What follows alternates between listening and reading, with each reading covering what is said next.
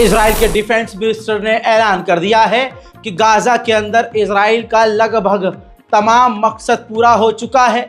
जंग गाजा के अंदर उनके ऑपरेशंस पूरे हो चुके हैं और अब वहाँ की सेना यानी जो इजराइल की फ़ौज है वापस नहीं आएगी, बल्कि इजराइल की फ़ौज का अब पूरा फोकस नॉर्थन इजराइल की तरफ होगा, यानी नॉर्थ की तरफ, यानी लेबनान की तरफ होगा। आपको बताना चाहूँगा कि गाजा के अंदर इजराइल साफ कह रहा है कि जंग अगर ख़त्म हो जाती है तो हो, लेबनान से जंग होती रहेगी।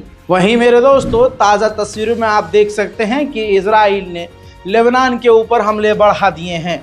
मिडिल ईस्ट में हालात सुधरने का नाम नहीं ले रहे हैं। तस्वीरों में आप देख सकते हैं लेबनान की तबाही के मंजर हैं। इजरायली मिनिस्टर का मुझे वो बयान याद आ रहा है जिसमें 3 दिन पहले इजराइल के मिनिस्टर के द्वारा कहा गया था कि जैसा हाल हमने गज़ा का किया है वैसा ही कुछ दिनों में हाल हम लेबनान का कर देंगे। तस्वीरों में साफ नज़र आ रहा है कि लेबनान को बर्बाद करने की तैयारी इजराइल कर चुका है। हजरात, वहीं इजराइल का प्रोपेगेंडा और इजराइल का झूठ खुल रहा है। इजराइल ने गज़ा के अंदर जिस इलाके को सेफ जोन का शुरू से ये हाल है कि भाई ये सेफ जोन है, आप यहाँ चले जाइए। अब वहाँ गाजा के मरते हुए लोग सेफ जोन में जाते हैं तो इजराइल सेफ जोन में ही हमला कर देता है।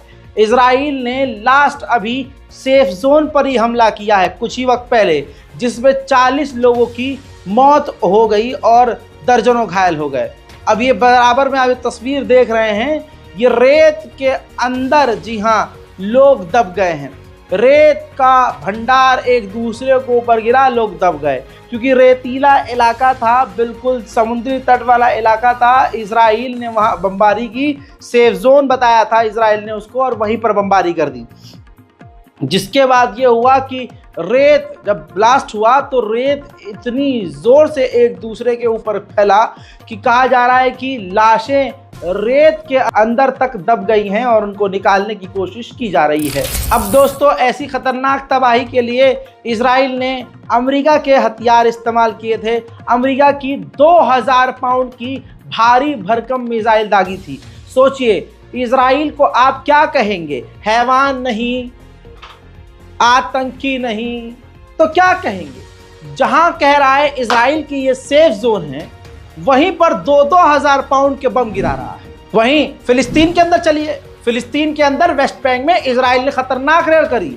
ये फिलिस्तीन के अंदर की तस्वीर है और इस रेड के अंदर फिलिस्तीन के एक जवान की मौत हो गई। उधर मेरे दोस्तों, लीजिए अगली तस्वीर दिखा रहा हूं। ये तस्वीर देखिए, फिलिस्तीन के बाद फिलिस्तीन जो हो रहा है अब गाजा के रफ़ा के अंदर आप मस्जिद देखिए, मस्जिद की मीनार देखिए, मस्जिद की टूटी हुई इमारत को देखिए और पूरे इलाके के टूटे हुए मकानों को देखिए और वीडियो बनवाते हुए इजरायली सैनिक को देखिए।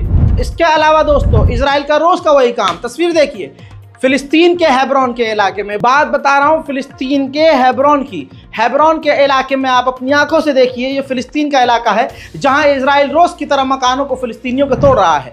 मेरे दोस्तों, बसा हुआ राफा ऐसा था, सैटेलाइट इमेज दिखा रहा हूं, पूरा आबाद राफा था, लेकिन तबाही के बाद अब ये जमीन बंजर हो गई है। तबाही के बाद अब वहां मकान के निशान तो हैं, लेकिन मकान और मकान के मलबे तक इजराइल ने गायब कर दिए हैं। मौत के आंकड़े बढ़ते जा रहे हैं। 41,020 फिलिस्तीनियों की गाजियंस की मौत हो चुकी है और ये आंकड़े बढ़ते जा रहे हैं। अरब देश की खामोशी इस बात की दलील है कि अरब ने फिलिस्तीन का सौदा कर दिया है। हजरात मोहतरम, यमन के ऊपर अमेरिका और बरतानिया के हमले लगातार एक हफ्ते से ज्यादा हो रहे हैं।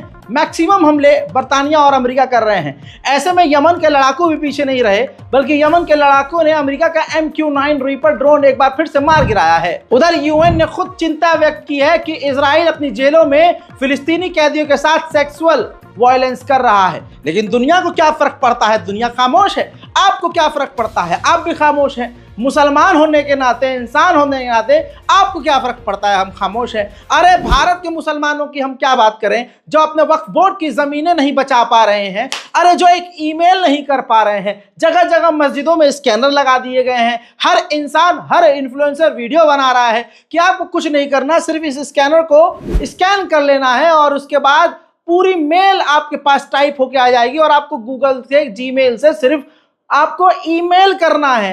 50 लाख सिर्फ जो है मेल करने हैं, लेकिन करोड़ों की मुसलमानों की आबादी को कोई ये समझाए तो ना। आज तक मुसलमानों को फर्क ही क्या पड़ा है? आज पूरे हिंदुस्तान में मुसलमानों का नरसंहार शुरू हो चुका है और खुल्लम खुल्ला मारा जा रहा है, किसी को कहीं भी मार दिया जा रहा है। पुलिस हमें मारकर हमारी मौत का इल्जाम हम पर ही लगा रही है। वक्फ बोर्ड की जमीनें अब सरकार अपने तरीके से छीन रही है, हिंदू समुदाय अपने तरीके से छीन रहे हैं कि अरे इसके नीचे तो हमारे भगवान जी थे, इसके नीचे तो हमारे मंदिर थे। इस तरह की बातें कर करके आज मुसलमानों से सब कुछ छीना जा रहा है। लेकिन भारत के मुसलमान को क्या हो गया है? कुछ बोल ही नहीं रहा है, कुछ कर ही नहीं रहा है, उसको बोलना ही नहीं है। अरे जो एक मेल तक ना करे, जो एक ईमेल तक ना करे, सोशल मीडिया पे सारा दिन बैठकर इंस्टाग्राम पे आड़ी टेढ़ी फिल्में वीडियो देखता रहेगा, उसे मजा भी आता रहेगा। इंस्टाग्राम के अलावा यूट्यूब और न जाने अलग अलग प्लेटफॉर्म पर दर्जनों गंदी वीडियो, फैश वीडियो देखने में मजा आता है। लेकिन अगर इन्हीं अंगूठों का इस्तेमाल करके ये कह दिया जाए कि 2 लाइनें वक्फ बोर्ड की जमीन को हड़पने के खिलाफ लिखे, एक ईमेल वक्फ बोर्ड के सपोर्ट में लिख दे, 2 शब्द वक्फ बोर्ड की जमीनों के सपोर्ट में ट्विटर पर लिख दे, तो मुसलमान एकदम वो हो जाता है ना, यार हम क्यों नहीं, हम नहीं। जब तक मुसलमान के खुद के घर पर बिल्डोजर नहीं आ जाता, तब तक मुसलमान की आंखों में आंसू नहीं आता।